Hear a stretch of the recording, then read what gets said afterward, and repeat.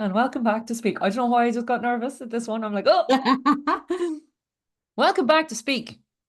So this week we are going to, I won't say review, respond. We're going to respond Yeah. to a peer-reviewed article from Journal of Economics. Mhm. Ergonomics. Jesus Christ, great start. Ergonomics, not economics. Though some of the authors have a background in economics, interestingly enough. Yeah. Um, but yeah, so we're going to be looking at a paper, which we had said a few weeks ago we were going to do. And I suppose the reason being is that there's so much research out there, and uh, as a profession, we're probably not great at engaging with it.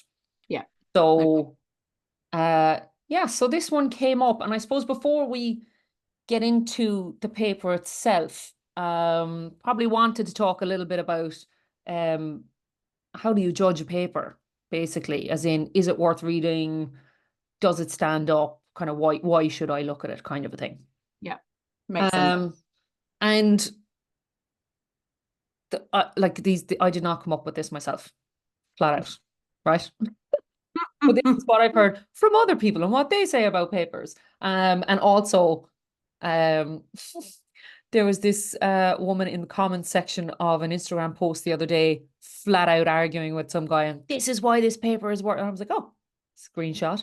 Um, but yeah, so it's basically you want to be looking at one, are the authors respected in their field? So, do they know what they're talking about? What's their background? What's, I suppose, their longevity in the field that they're in? All that kind of stuff. Depending on the type of research, is the methodology sound? Um, then also, is it cited much? Like, have people looked at this and went, "Oh yeah, this is worth talking about," and I'm going to cite that then in my own work. Mm. Um, Again, depending on the type of research, you might want to look at sample size.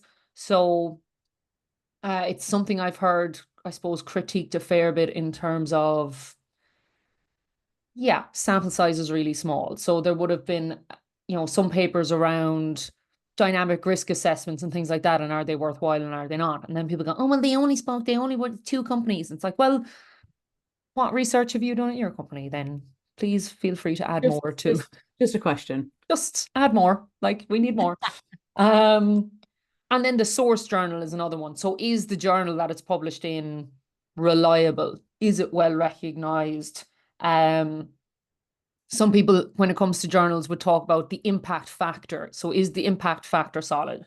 The impact factor is basically a metric that's based on, I think it's like the mean or the average of number of citations of articles published in the last 2 years in any given journal, that kind of thing. And it kind of lends itself to the prestige of the journal. So high impact factor is a rule of thumb. Now, there are some people who would argue, you know, this thing of assumed correlation between impact and quality. But again, it's a rule of thumb. If a lot of people are citing it, generally, it should be fairly sound Yeah. as a base. So that's the kind of things we look at when we're trying to decide, is it worth the absolutely so much time it will take to read this paper? The absolute lifetime of energy and eyeballs that it will Yeah, take to read papers. Yeah, for sure. yeah, exactly. Which is actually the core reason why we wanted to start digging into this for the audience, right? Is let's digest some of it. And we said just before we started recording, didn't we? You have a natural propensity to pick up the chunky paper and be like, right.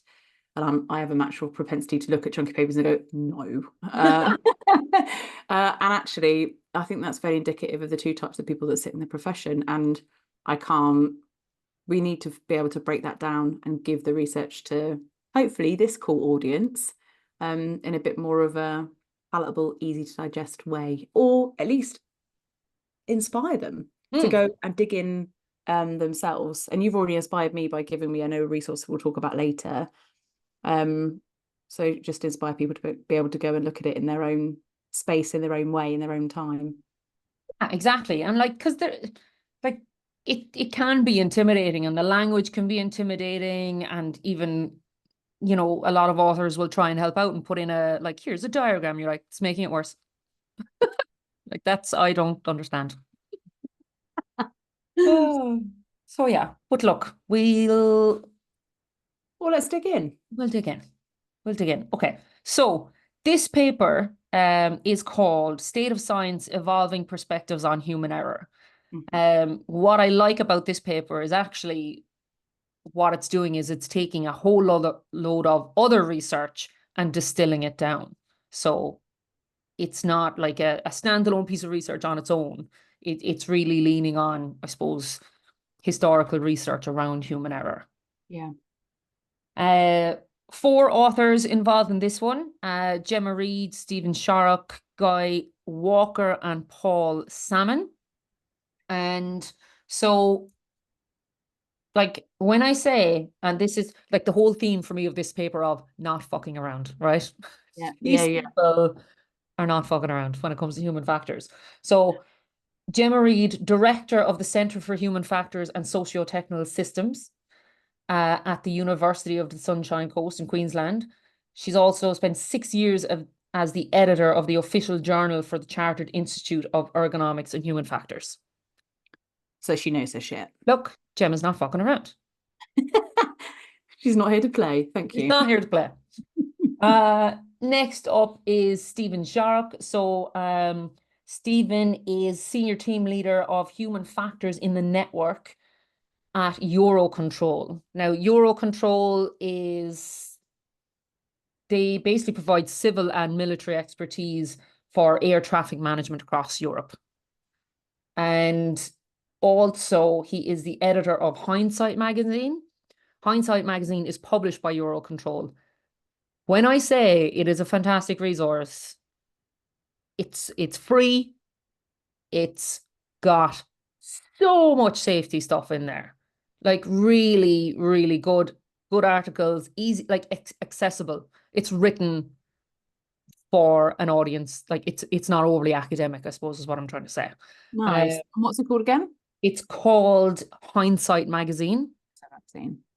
and it's published by EUROCONTROL. Nice. And it's one of those ones though, you go onto the website and you're like, oh, I'm way behind because there are years of issues to go back through. So, but like put in a search term, whatever you're looking for, it'll come up. So, Nice. and Stephen also has his own blog called humanisticsystems.com. Again, like a broad range of stuff. It's not really just safety stuff. I read a blog of his a couple of months ago. Really moving piece about this this guy, this young teenager who had additional needs and ended up dying in care over in the UK. And yeah, really, really difficult stuff. I ended up bawling, but like he's a really good writer from that kind of, I suppose, look, yeah, humanistic systems. It's that real human, empathetic standpoint. So definitely give that a look. Next guy then is Guy Walker. So Guy is a professor at the Heriot-Watt University in Edinburgh, specializing in human factors and ergonomics. He's been cited over 7,000 times, and is a co-investigator of the £46 million transit project for blending human factors with digital twinning to help rapidly decarbonize UK transport. Wow. Yeah, it's a mouthful. What a job. I know. I was like, what are you up to, Guy? This is a lot. Yeah. And then last but not least, Paul Salmon, professor for human factors, also at the University of the Sunshine Coast. Again, Australia is just over the top with the amount of expertise they have down there. Yeah. And he's the creator and former director of the Centre for Human Factors and Socio-Technical Systems, which Gemma Reed is now the director of. Wow. This guy has authored 22 books, 300 peer-reviewed articles. Himself and Guy Walker are in something like the top 2% of research scientists as nominated by Stanford or something like that. Anyway, like I said at the top, not fucking around. Yeah. That's who we're playing with. So I think, yeah, okay, guys, I'll read what you have to say. I absolutely will read what you've got to say for sure. And we have. Oh, yeah. Oh, Yeah. So, look, yeah, it's a meaty paper. It's fairly lengthy. And when I say it draws from a huge body of knowledge, there are like the bibliography at the end is 5.5 A4 pages long. mm, And when you go, oh yeah, like I'll just look at the bibliography for further reading, you're like, I'll never finish. yeah, I will die I'll before this die is before I complete. get this done. So yeah, and look, obviously the point of a bibliography at the end is not that you have to go and read all of the things. Like a lot of times they're just drawing on certain arguments or certain points that another author has made, but it is to pique your interest and it is to, I suppose, yeah, go and dig deeper if you want to on certain points. Mm, So that's, and also to prove that none of this is plagiarized. That's, facts. yeah. So Where do you want to start? where do I want to start? I feel like we've done half the call on like validating the paper, and now it's like the meat. The meat of it. I'm Yeah. So super. look, I suppose evolving perspectives on human error. So what they do is they take, like I said, a huge body of work over like a 60-year period.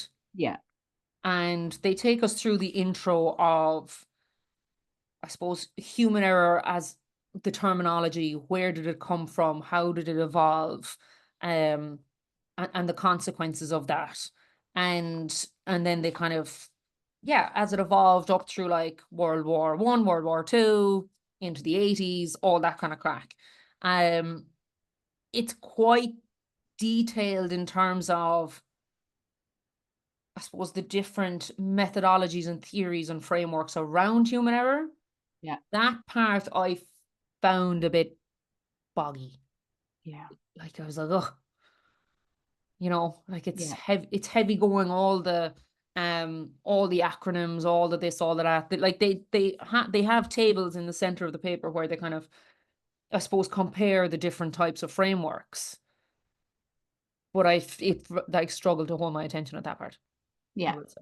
And actually, it's one of the reasons why when we picked the paper and I took one look, I was just like, at least I will never, my ADHD and dyslexia will not fare well in these waters, which is why you then pushed me to, what was the website called? Oh yeah, so Ben Hutchinson, Mm-hmm. Australian, Yeah, of of course, like course. course. So Ben has a blog on WordPress.com. If you Google Ben Hutchinson safety WordPress, it'll come up. Yeah, And Ben is like prolific. The amount of research this man, now he is doing his own PhD at the moment, so obviously there's a wild amount of reading involved in that. But not only does he read papers, but he then summarizes and publishes a blog on it. yeah. Which he has done for this paper. Yeah. And you sort of pushed me in the direction of, and I could say wholeheartedly, for anybody that really struggles with the bog and can't get through it, what a phenomenal research. So do add it to your favorites, go find it. Because even in that summary that you just did about what the paper was at the beginning of his, in the abstract, he sort of summarizes it down to a salient point, which is this is a study of human error and analyzes the core theories over the last 60 years. This is like, thank you. Okay, cool. That's what we're gonna look at. It's 60 years worth of stuff, and but it does cite in the blog, like, could not do this justice. It is an incredible paper. If you can do digging, go see it. But the summary, like the real salient points that he drags out, Yeah. and how he does it, they've just left me completely sort of tantalized. So yeah, I mean, were there any, in terms of that boggy part, driving through that, at what point did you get to the paper where you just thought, oh, like, did it grab you? And what was Yeah, the that got you? probably maybe a third of the way through. Like the intro, I was like, right, okay, it's fine. I've highlighted a few bits and pieces, but it probably yeah, it took me a while to get through that. But once it moves into once it moves into the kind of use, misuse, and abuse of human error, Yes. that's where for me I was like, oh, this is interesting. Yeah. Because you can have like, yes, there's all the different theories and models and all the rest, and there's a good reason why they break all those down. But it is really technical. Whereas this, it's this is what I enjoyed, because I suppose this is what I understand and what I've experienced. Yeah. And also on what I had tried to do, because I knew Ben had done a synopsis on this. So I was like, right, I'm going to read it first, highlight all my bits first, and then go back and compare and see if I did as good as Ben did. And I have to say, I didn't do too bad. I had highlighted a lot of the similar Point. ones. Yeah, similar points. So I was happy with that. But oh God, it's just even trying to Well, pick I mean, out.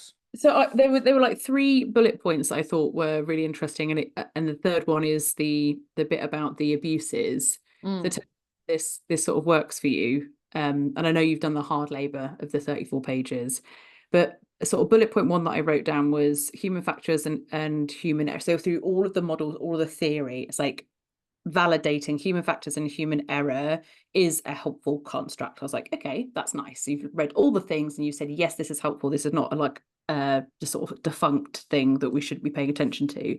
mm, The second bit was looking at actions as error, i.e. omissions or unintentional errors, may help reduce the unjust blame that we push onto people. And I loved that part about if we really focus on the error, and then it's the error in the system, which we yeah. will get to. It's like, I love this. Like, something's happened, there has been an error, but if we focus on what happened to make the error happen, we can stop looking at the individual, which is where you then bust into bullet point 3 for me, which was human error does bring, and it's in his sentence is that human error can bring issues, and it can be abused, this whole concept. And then I just literally did A to E, or A to F on these scenarios where it can be abused, and it just made me just be like, yes, I see this everywhere. I have to unpick this everywhere. Oh God. And the first one that I wrote down, and tell me how you feel about this.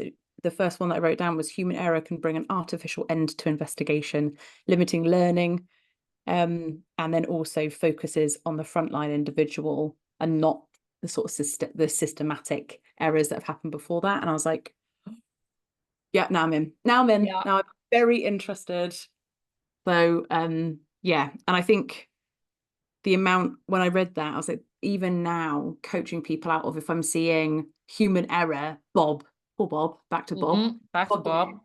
And then we just blame, retrain. Bob, you didn't do something right. And this, I'm going to end up going off on a tangent here, Elisa, just because I enjoyed it so much. And the blame, retrain part,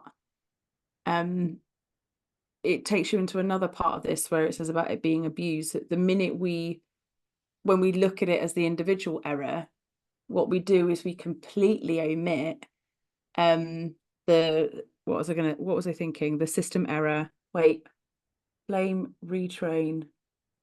Yeah, but it just basically limits our ability to lift the lens and say what happened, what are the 10 other things that happened as a result. And then you can't learn by just retraining from the same piece of paper. And then you're not looking at all the things in our other podcast, right? You're not looking at the paper, whether that's any good. You're not looking at whether the system is designed at all. So yeah, I mean, I have like 8 of the things in there that I'm just like mega passionate about. But go for you. So when you were like, this gripped me, what part was just like got your goat or interested you? Yeah, because I'm now flicking back and forth, being like, I've so many highlighted bits I colored in the whole bloody thing. But definitely that thing of, it is about judgment, like human error. When we say human error, it's like there's this section in where it's like it requires a judgment to be made as to what the correct path is and the nature of any transgression from the correct path. And you're like, transgression is fucking strong language. Yes. Then it's like, so therefore judgment is key. And it's just this thing of You feel it. Like we sit in judgment of people who fuck up or people who make mistakes, even if that person happens to be injured as well. So add on insult to injury. And I know we've kind of spoken about that before, but there's this section, and you've already touched on this thing about focusing on the frontline workers. And I have this part here. It's fairly lengthy, but I do want to read it, because it's that differentiation between frontline workers and then system designers and managers. Yeah. And also, for some reason, I have 3 exclamation points down next to this. So it's what, read it out, girl. And they're quite like, they're heavily scribed into the page. So obviously I was like, oh my gosh. That's how you know. But so the way in which we define human error may also generate difficulties when considering the role of those at higher levels of the system. Frontline workers generally operate under rules and procedures which provide a normative standard against which their behavior can be judged. In contrast, designers, managers, and such generally operate with more degrees of freedom. It's easier to understand their decisions as involving trade-offs between competing demands, such as a manager unable to employ additional staff due to budgetary constraints, or a designer forfeiting functionality to maximize usability. In many ways, the copious rules and procedures that we place on frontline workers to constrain their behaviors masks our ability to see their decisions and actions as involving the same sorts of trade-offs. Example, between cost, quality, efficiency, and safety. And that then helps to reinforce the focus on human error. Yeah, absolutely. And I think that's probably literally the next summary point on my thing was that. The bit about there's something in here about we don't value the frontline rationale, the localized rationale to know I can safely deviate here to make a great decision for the whole. And yeah, the minute it's hierarchical, the minute someone step up has to make a trade-off, we completely understand and validate and applaud even. The minute you make a rational decision to do something different frontline, or at the it references the different ways that we talk about frontline workers at the sharp edge, all that stuff. It's not allowing them to use their expertise, their rationale, their knowledge of the job, because there's a set standard, and our expectation is then, and you use the word, they're then judged against that set standard. What garbage is that? But even like, we wouldn't even use the phrase trade-off when speaking about frontline work. No, we'd say deviation. Oh yeah, which again it's that language is laden with judgment. And I think it was also, and talking about the power of language, I think it was either James Pomeroy or Nippon Anand, or both of them, talking about the power of metaphor, and actually how even using the phrase frontline workers is terminology from wartime. And it's that thing of, you're down here at the front line and managers are back here, you're here taking the risk. And yes, it's that thing of, yes, they're at the front line, but then it's like, what cannon fodder? Like, it's really strong language, but there's so much embedded in it, isn't there, that just feels unfair and unjust, if I'm honest. As I read through. There was another part as well that I found interesting, and it was about like blame and simplistic explanations. Yes, I've got it down as well. Go on. Now there is a section where it kind of goes into the history of stuff and what Sidney Dekker would have spoken about. And so it says, the causality credo aligns with the legal tradition of individual responsibility for accidents, where the bad cause is either a crime or failure to fulfill a legal duty. Dekker describes the shift in societal attitudes from pre-17th century, when religion and superstitions would account for misfortunes, to the adoption of what was considered a more scientific and rational concept of an accident. Accidents were seen as merely a coincidence in space and time, with neither human nor divine motivation. And then it moves on, talking about a paper by Green in 2003. And it's not until the advent of large-scale industrial catastrophes such as 3 Mile Island in 79 and Tenerife in 1977 that a risk management approach came to the fore, with the corresponding reduction in public acceptance of risk to zero tolerance of failure. And this has brought additional pressure to identify a blameworthy actor and ensure they are brought to justice. Now, this then leads on to another part about trust. And I was thinking of Clive Lloyd when I was reading this, that it's increased blame can provide a sense of control over the world. So attributing blame following an adverse event, particularly a catastrophic one, restores a sense of trust in experts, who may be individuals or organizations. And this repair of trust is needed for the continuation of technological expansion and suggests a fundamental, almost primitive need to blame. Yeah. It blows my mind. I think one of the points that was in here was about human error, when we reference it as in Bob did it wrong, is often confounded with the harm itself. So they're treated both as the negative event. And I actually put my pen down and I looked up the actual solid definition of confounded. It was like often confused with or like mixed up with. And I just thought, we treat the deviation like the harm itself with the same outrage. Yeah. And yet going back to that thing about if somebody knows how to do the job really, really well under a time constraint, it's going to be the individual that did it that day. And another thing that the paper draws out then is by not considering the system as a whole, or that deviation is normal, just like it is at management level when we make these different trade-offs, what you're also doing is, my train of thought, I was on one then, cause looking for performance deviation. Nope, it's gone. Inappropriate fixes, simplification. No, it's gone. But anyway, confounded. Yeah, I thought it was very interesting to be looking up the definition of that and then really seeing and playing out in my mind all the times that I've seen the deviation be the core topic of conversation during the investigation rather than the end result or the output. I think it's bonkers, but really good call out. Yeah, and I think they do at some point in one part of the paper, they do talk about another paper that talks about human error in the medical field. And it's that same thing as medical harm versus medical error. Yes. Two different things. Yeah, of course they are. Of course they are. There was another thing in here about the focus on frontline when we give them all of this heat. The fact that it limits all the aforementioned parts, it limits the investigation. We look at blame, it makes us feel better. It's all about control. It also then, because we never dig into the root cause, the sort of systemic issue, we don't actually issue appropriate fixes either. And that really hit home for me, the amount of investigations that I've been through and reviewed. And I'm thinking, how does it make anything better as a result of this? What did you learn on a much bigger level? And what are we changing as a result? But yeah, inappropriate fix, the blame retrain stuff really stood out for me.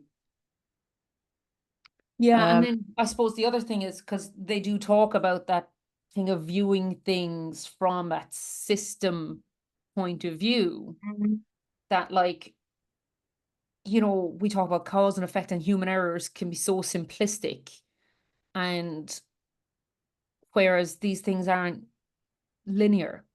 They're not. And it talks about I think it's quite early on in the paper where they talk about the socio-technical systems, like that's and I'm looking for it here. Of where did I have it highlighted? But oh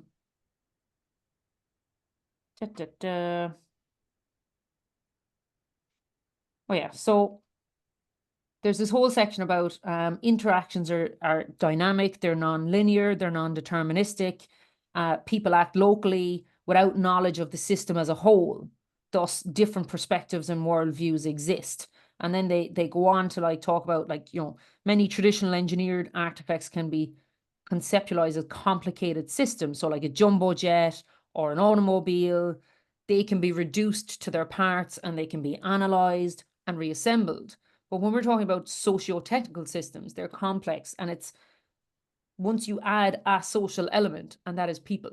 Once you put people in, yeah, it changes everything. You can't just go, you know, A flows to B flows to C flows to D. It just doesn't work that way. But we tend to not really ever want to think about that. Yeah. I certainly rarely hear anybody in workplaces that I've been in talk about complexity theory. So like, I just love the word socio-technical. Like if I could just drop that into a conversation every day. You I would sound really like a dick, but it's a great word. yeah. And I found this really interesting as well. There's a section where it says, it's worth noting here, in using the term system failures, it is acknowledged that systems themselves only function. Outcomes are defined as successes or failures from the perspective of human stakeholders, i.e. whether or not the stakeholder purposes and expectations of the systems are met. So a system can't fail, it can only function. At that point, I was like, oh, Jesus, I don't know, lads. That do you know what? It took me to I started to listen to the BBC Grenfell podcast, and the Irish the technical expert lady. Oh, listen, obviously I nearly hit the roof and I was like, she's Irish, yes. Phenomenal.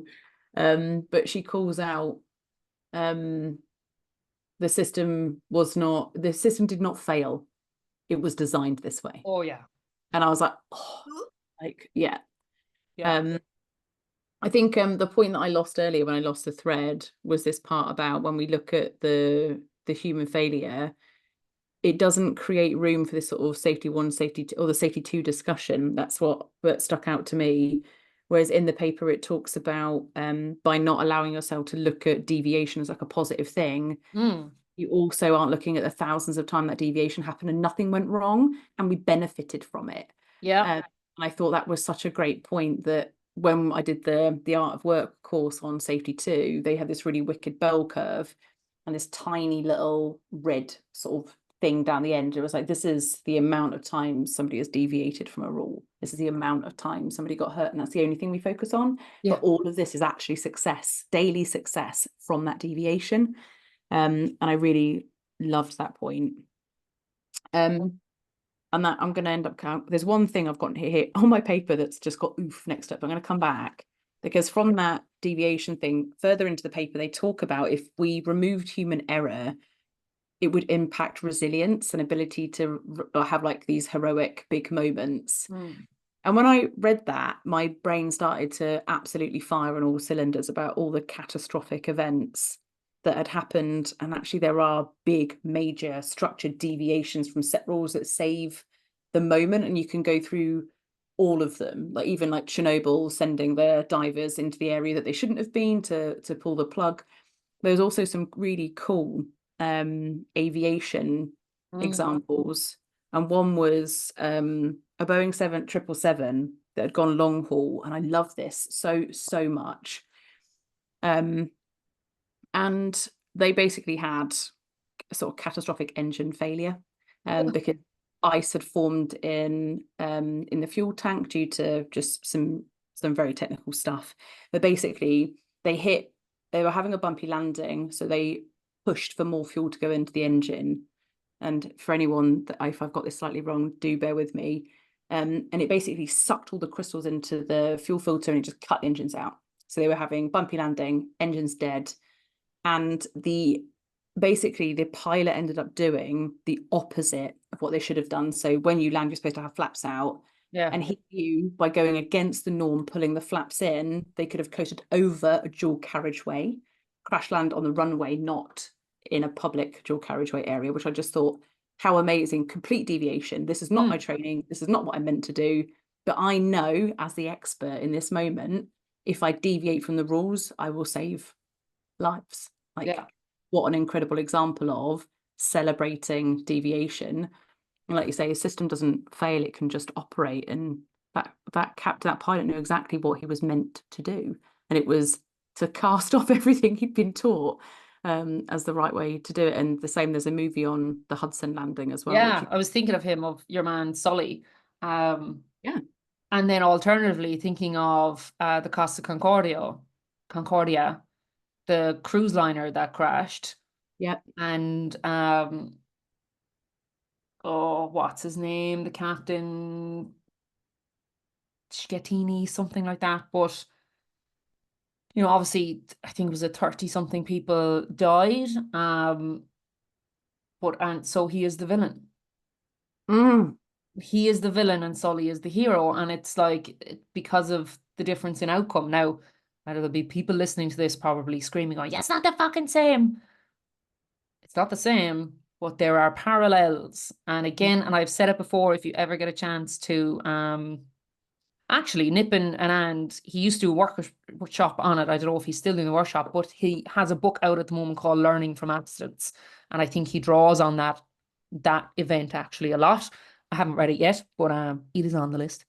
But again, it's that thing of focusing on, you just focus on the outcome. Well, And I mean, which, and look, if you kind of have to in some yeah, parts. yeah, yeah. Oh, yeah. I mean, yeah. We're human, right? So we'll look at what happened at the end. But I think the last example probably be that popped into my head as you were talking was Hyper Alpha. Everyone that followed the training that went to where they should have done ended up perishing. Yeah, And everybody that was trained to never ever jump off a rig jumped off, and the that's majority, right. anyone that survived pretty much was a jumper. Yeah. And it's just like we have to acknowledge that deviation by, deviation is also how we can save people, and usually a lot of people when we Mm. deviate. So it's, yeah, I think this creating space, Yeah. deviation is not the same. Yeah, it's that the even the phrase human error, even the beginning of it is like it's a helpful construct and it is helpful, all the models are helpful, but it focuses so much on human, it's pointy. Mm. And one of the bullet points in this paper was that I oofed was, if we continue to use models like the hierarchy of control that treat the frontline worker as the problem, basically the hierarchy of control treats frontline people like they're the problem and they are to be controlled, cannot be trusted and must be controlled with engineering and admin controls. And I'm like, I hang my hat on the hierarchy of We all control, do. right? We all do, right? Yeah. I'm glad you said that. I'm just like, it made me Oh, really about my life. yeah, I was wildly uncomfortable at that part of the paper. I was like, okay, guys, rude. Oh man. Yeah, Yeah. phenomenal. Um, Anything else that's like just the top of your brain? yeah, there was one part where they reference a paper by a person someone Buck, but it's back from 1963. And just when you mentioned there, like safety one, safety two, um, and the paragraph highlighted is in another early paper, while still focused on the categorizations of error. So they're talking like, was it a slip? Was it a lapse? Was it a whatever? Buck demonstrated the benefits of observing normal performance in train driving as opposed to a review of failures alone. So like back in the 60s, and I know there's some people going, I fucking told you it wasn't new view. But back in the 60s, there was people talking about, well, why aren't we learning from what happens all the time versus just focusing on what goes wrong? And Mm. you know, there's other parts of this paper as well where it's there's this section where it's like, oh, the contribution of normal performance um is now widely accepted. And I was like, I would underline being like, fucking widely accepted by who? And Yeah. actually then it lists like Decker, Perrow, Salmon, and all these other people. But again, it's like that's so what it's not, it's accepted by academics, which is great, but that is not filtering out into it's not filtering out into normal practice or into practitioners. Mm. Fair. Like as much as people go, oh, New View, like New View is like so small. Like it's like in comparison to like the amount of work happening across the world, the amount of businesses, the amount of organizations, the amount of safety professionals. Mm. There's just like this tiny echo chamber on LinkedIn who chat about it a lot, of which I often partake. But like, you know, what really stood out to me is there's so much great stuff in here across 60 years, and even the stuff where we go, oh, human error, like we're used to hearing it, we're used to using it, but like couldn't even tell you where it came from. Mm. And yes, Crystal, you're right. It is about curriculums. 100%. Like, 100%. you know, like all these, even like some of the real kind of, I suppose, the big names of Rasmussen and Perro and all those, they're never like, okay, I won't say never, but rarely referenced in the qualifications that we're doing. Yeah, it's true. So then it's like, how do we expect these things to get widely accepted if we're literally just relying on plan, do, check, act, couple of triangles, and the hierarchy of control, which is also a triangle. Like that's it. Yeah. So I don't know. Part of me is like, well, are we surprised that we are where we are? Yeah, but I think one of the things that I'm definitely waking up to is, we'll issue the same syllabus. We train everybody in the same way. It's the same case law. We train people in the legislation, which is, you need to do because part of your job is to be able to inform an organisation of its duty, all that Yep. stuff.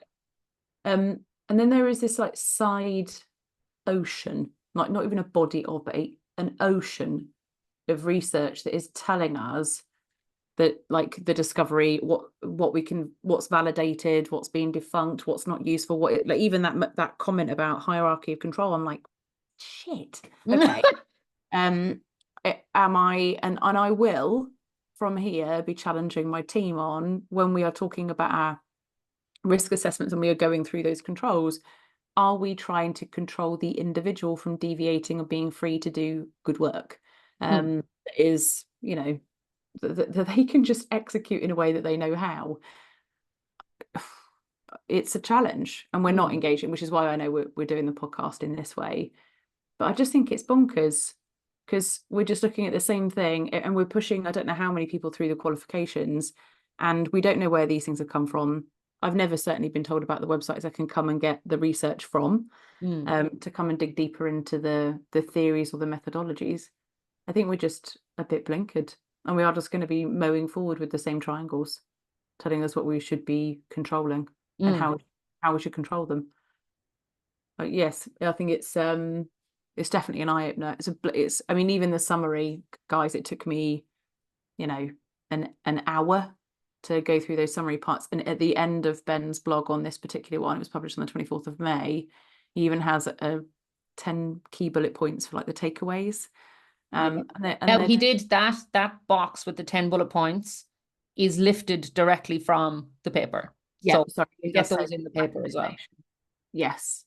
But even, I mean, they're phenomenal. And I don't know whether we say them on here or we say to people, go to Ben's website, go to the WordPress and scan, even if you want to just scan down and say of 34 pages and 4 critical experts, where did we land? And I looked through every single one of these and thought, yep, totally makes sense, resonates with what I've seen for 23 years now. Yep. There was like, there's 10 of them. And like, some of them are like the first one is reject human error as a cause of accidents and adverse events. Like, yes, if somebody comes back to you going, oh, the root cause was human error, you say, go back. Go again. So yeah, I would absolutely say, go and have a look at these. There was one that stood out to me that I was like, go on. So it's 1, 2, 3. It's the third one down. And it's reject simplistic explanations for accidents. Acknowledge that rationality is bounded and avoid the trap of hindsight. So, like, yes, bounded rationality, all that grand.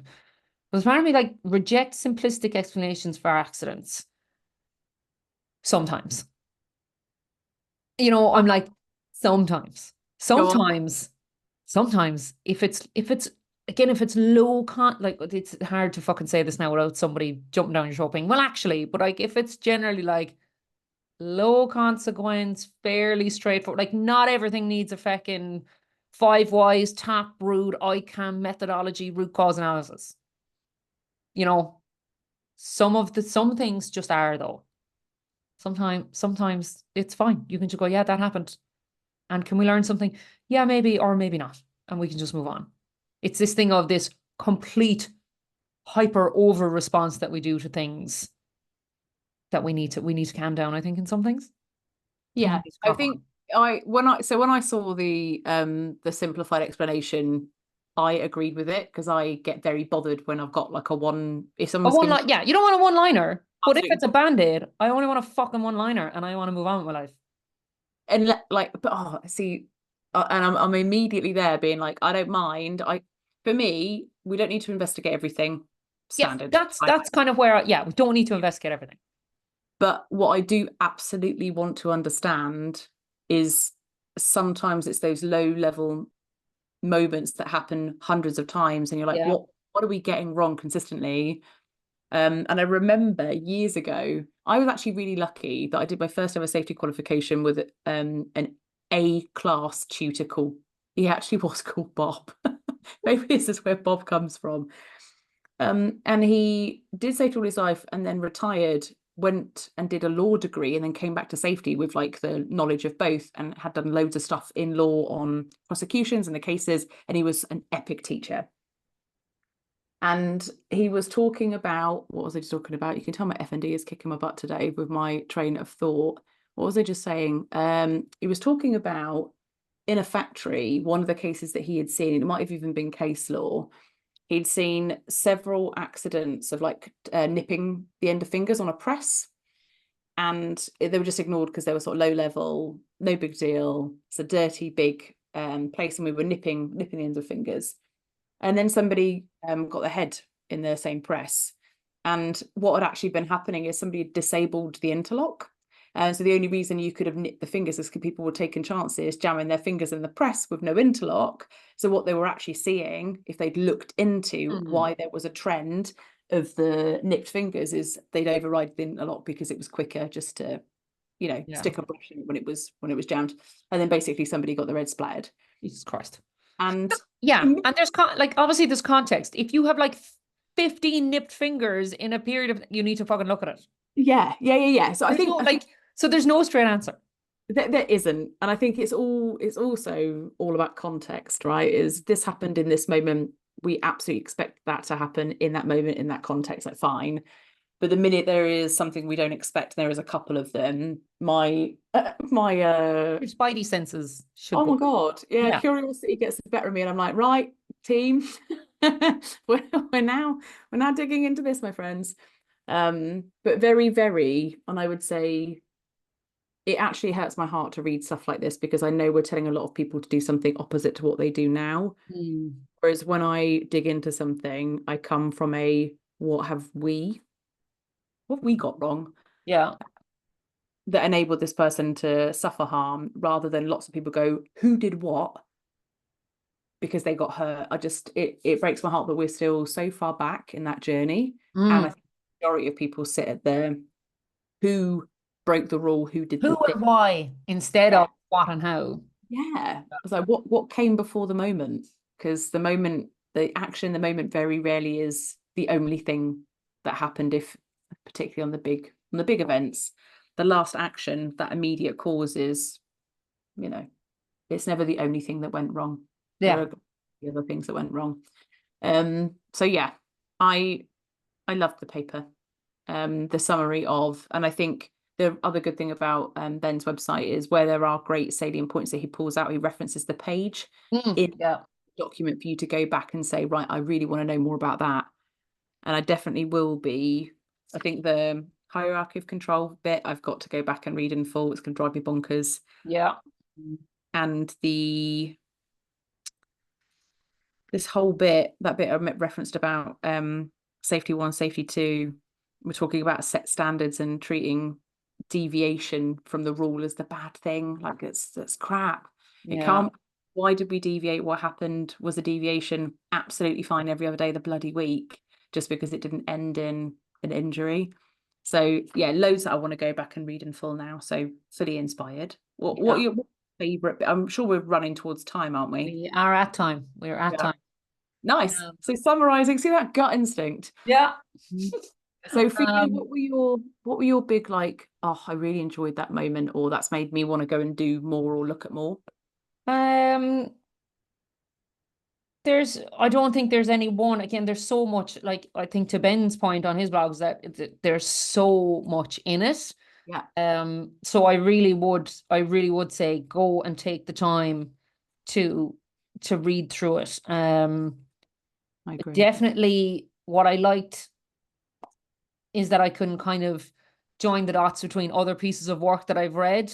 Again, some of Decker's stuff, there's stuff in there that brought Clive Lloyd to mind, Nippon, a few others, while they're not referenced in it. I'm like, oh yeah, it fired off some of those kind of sparks for me. And yeah, I like the 10 points at the end like that. We didn't read through them all, but definitely go look at them. But one of their last ones, or the last, I suppose, recommendation that they have, which talks about incorporating complexity science, systems perspective, systems ergonomic methods, but then also support the next generation of what they call EHF, so ergonomic human factors professionals.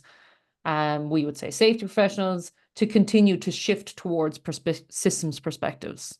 So I really like that call out to, it's not just about us, it's the next crowd coming through, which again ties back to what are we teaching them, what's in the curriculum, what are we expecting, and how do we shift, and that's how we'll shift the dial, because we know we've, like, definitely in kind of Western countries where we think, oh yeah, we've great safety, blah, blah, blah. We've plateaued. Yeah, agree. Absolutely agreed. Definitely have plateaued. The fact that we're even having to read this in 2024 and Yeah. we're having to say these things in writing. And this was published in 2021. Yeah. So we're already, like, we're already 3 years behind this. Yeah. And they're referencing, again, going to that thing of 5.5 pages of a bibliography of just, yeah, so much. Like, just like picking it just randomly. Here's a name of a paper: risky systems versus risky people. To what extent do risk assessment methods consider systems approach to accident causation? I mean, yeah, I want to read that. It's just wild. There's so much, guys. So I think if we were going to, and I don't know if we're going to do this in every paper, but if I was going to be like, was it a worthwhile read? Was it interesting? And would I recommend? Yes, yes, and yes. Yeah, definitely.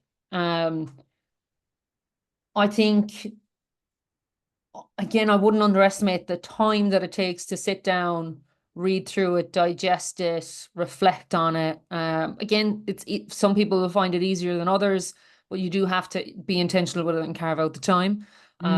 Which makes me hesitant to go, yeah, we'll do another paper now for the next episode. So I'm like, hang on, let's just find a little short video or something to respond to. So responds to something. Should we just have a moment? Okay. We've done the big work, so I get that. But wicked. I mean, massively enjoyed it, and I think I can't wait, although we probably need a breather. Can't wait for the next thing that we pick. We'll just, join us next time when we have picked something else. Bye. See ya. Bye.